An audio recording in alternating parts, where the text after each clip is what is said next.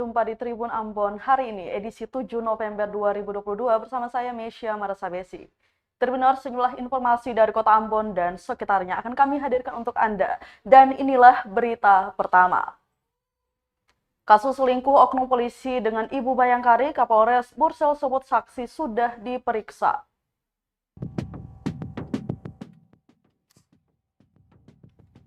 Bribtu Isra Sangaji.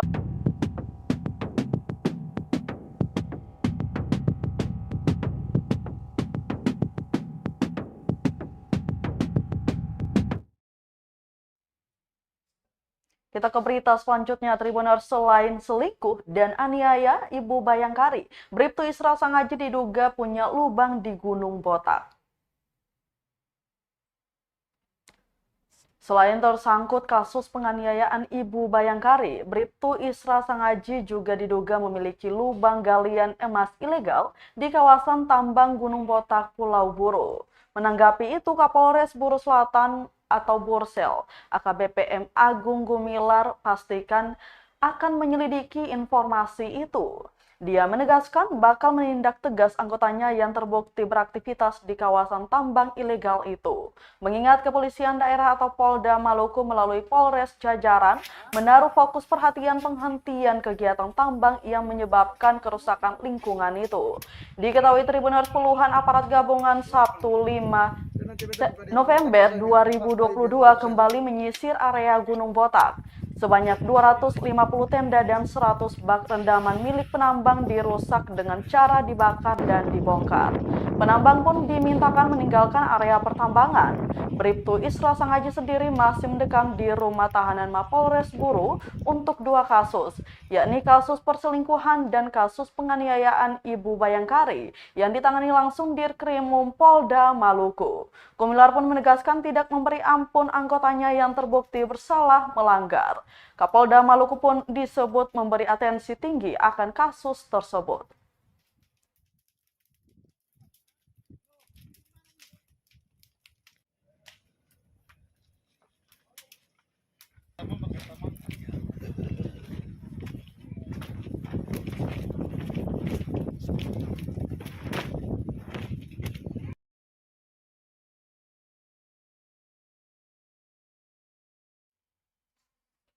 Selanjutnya, Tribuners, usut kasus penganiayaan Ibu Bayangkari di Bursel, polisi akui terkendala hasil visum. Penyidik Direktorat Reserse Kriminal Umum Polda Maluku akui sedikit kesulitan menangani kasus penganiayaan Ibu Bayangkari di Kabupaten Buru Selatan. Pasalnya kasus tersebut baru dilaporkan setelah korban SM meninggal dunia karena kecelakaan lalu lintas. Kombes Pol M. Rum Ohirat di ruang kerjanya mengatakan, meski keluarga membawa bukti foto korban yang wajahnya lebam dan bengkak, namun bukti tersebut tidak begitu kuat. Rum mengatakan diduga penganiayaan itu bisa terjadi sudah lama, tetapi nanti diselidiki lebih lanjut oleh penyidik.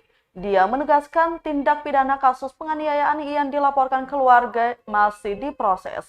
Sedangkan sidang kode etik Bribtu IS terkait perselingkuhan dengan istri polisi juga sedang berjalan di Mapolres Buru Selatan.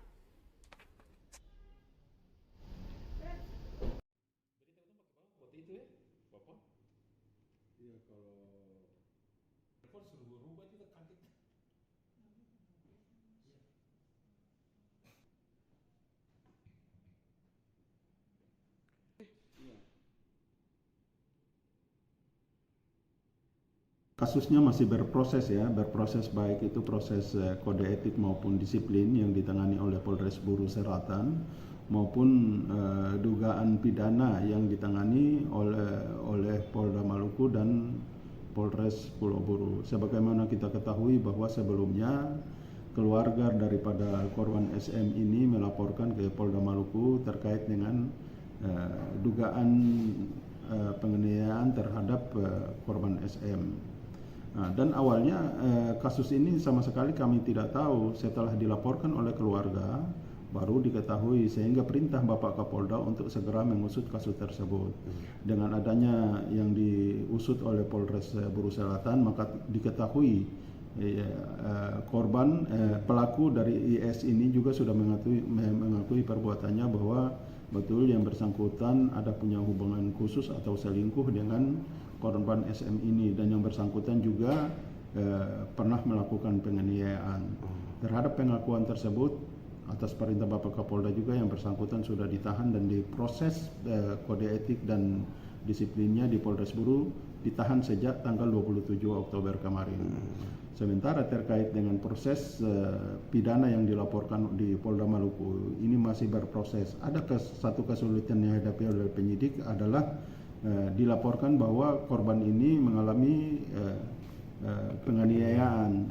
Namun ketika itu tidak dilaporkan sehingga tidak ada visum.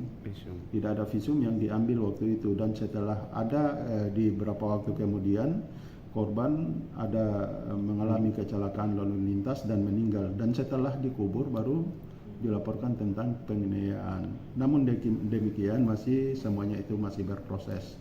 Intinya adalah kami tidak pernah melindungi anggota yang bersalah.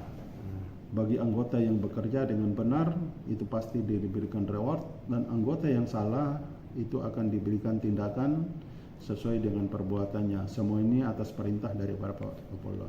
Pak, untuk Selanjutnya, Tribuners, sepekan tilang etle di Kota Ambon, 246 pengendara kena tilang. 246 pelanggar terekam dalam sepekan pemberlakuan penilangan Electronic Traffic Law Enforcement atau ETLE di Kota Ambon. Dirincikan dari 246 pelanggar terhitung tanggal 31 Oktober 2022, ada 20 pelanggar. 1 November 2022 terdapat 40 pelanggar. Tanggal 2 November ada 45 pelanggar. 3 November 41 pelanggar, kemudian 4 November 40 pelanggar. 5 November 40 pelanggar, dan tanggal 6 ada 20 pelanggar. PSK Subdit Gakum Ditlantas Polda Maluku Kompol Tommy mengatakan dari 246 pelanggar ini semuanya saat ini sudah menerima surat tilang yang dikirimkan melalui petugas pos.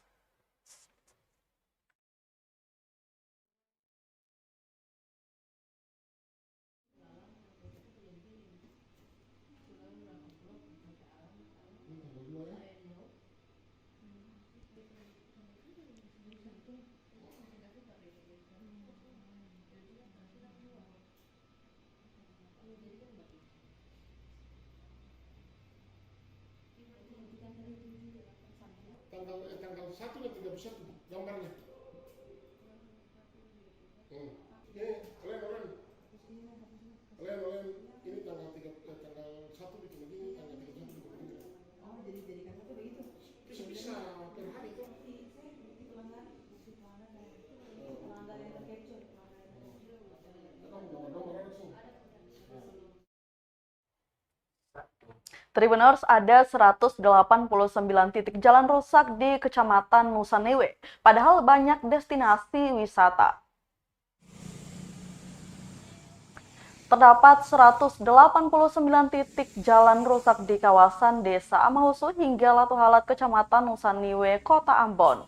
Jalan rusak di sepanjang Jalan Amahusu itu mencakup hingga kerusakan parah. Pantauan tribunambon.com Senin 7 November 2022 di lapangan, dari total 189 titik, 72 di antaranya yang terparah dengan diameter lubang berkisar 20 hingga 50 cm dan kedalaman 5 hingga 10 cm.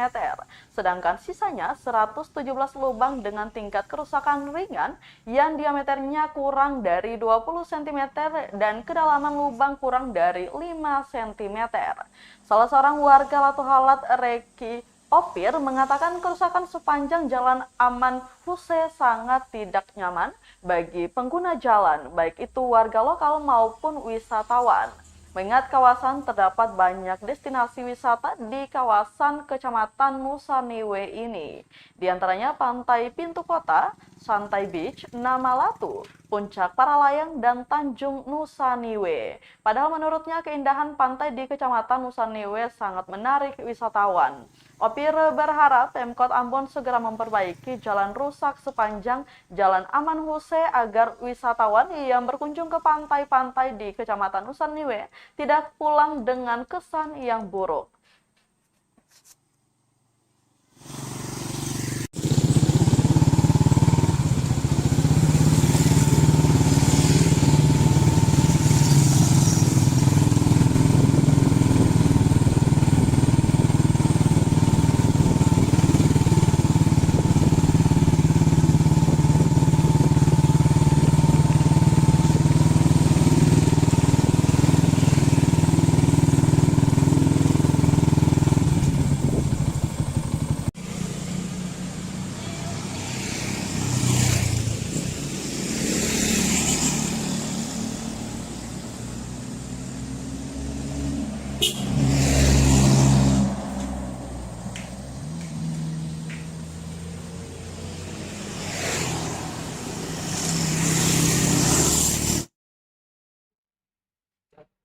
Dari Kota Ambon kita beralih ke Kabupaten Buru.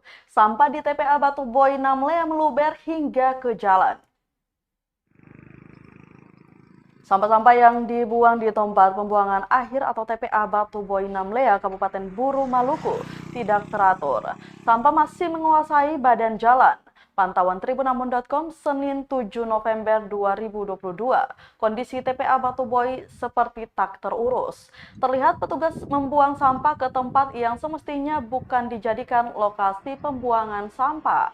Sehingga sampah hampir menutupi sebagian badan jalan di TPA kawasan Desa Batu Boy itu. Selain itu, Tribuners, bau sampah di kawasan tersebut sangat menyengat. Pengendara yang melintas jalan tersebut harus hati-hati. Kecepatan kendaraan perlu diturunkan sebab kemungkinan bisa saja menabrak tumpukan sampah tersebut. Selain itu, tentunya pengendara harus tetap menggunakan masker karena bau sampahnya bau busuk sekali. Salah seorang pemulung Thohir 51 tahun mengatakan, tumpukan sampah yang menutupi badan jalan ini sudah hampir seminggu. Menurutnya, biasanya sampah dibuang di lokasi itu sekitar pukul 6 pagi hingga 7 pagi. Dia mengungkapkan kondisi seperti ini sudah berulang kali, sampah dibuang begitu saja, nanti dibersihkan pakai alat berat.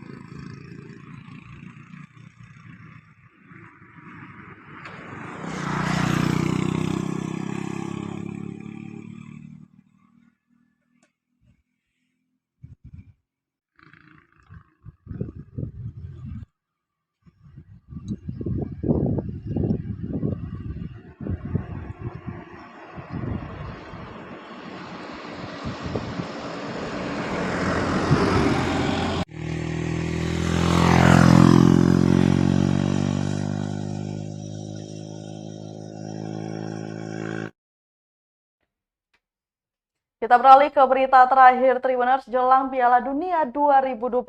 Pedagang mengaku bendera Belanda paling dicari di Masohi. Menjelang momentum Piala Dunia 2022 Qatar, para pedagang di Masohi, Maluku Tengah menyebutkan bendera negara Belanda paling diburu para pembeli. Satu di antaranya yang ditemui tribunambon.com Senin 7 November 2022, pedagang bendera di Masohi, Rehan, mengatakan stok bendera Belanda yang paling laris. Karena saking banyak yang cari, ia bahkan menambah stok bendera tim Orange itu. Selain bendera negara yang paling banyak kedua dicari adalah Argentina. Kemudian ada Brazil, Prancis, Portugal, dan Jerman juga Spanyol. Rehan mengaku kurang lebih sudah sebulan ini dia sudah barang jualannya di pinggir jalan. Semua penggemar sepak bola di Masohi datang untuk membeli hampir setiap harinya. Pedagang musiman itu juga mengaku ukuran dan harga bendera yang dijualnya bervariasi, yaitu mulai dari ukuran 1 meter, 1,5 meter, dan 2 meter hingga 5 meter. Diketahui pedagang musiman di Kota Masohi, Maluku Tengah mulai menjajakan dagangan mereka jelang pembukaan perhelatan Akbar Piala Dunia tahun 2022 di Qatar. Terlihat sejumlah titik di sepanjang Jalan Abdullah Solisa, ibu kota kabupaten bertajuk Pamahan Nusa itu ramai dihiasi beragam jenis bendera. Hampir semua bendera peserta Piala Dunia kali ini digantung berbaris rapi di atas pepohonan yang ada di sepanjang trotoar kawasan itu.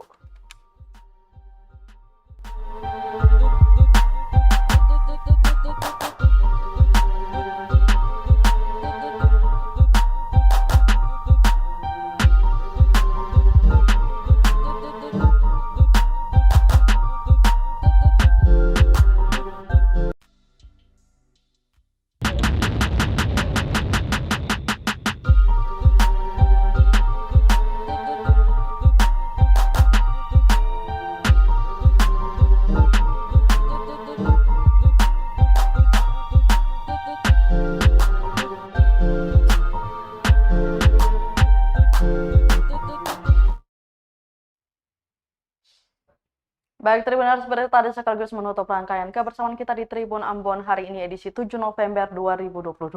Mewakili seluruh kru yang bertugas, saya Mesya Marsabesi pamit undur diri. Selamat malam dan sampai jumpa. Amato. Terima kasih sudah nonton. Jangan lupa like, subscribe, dan share ya.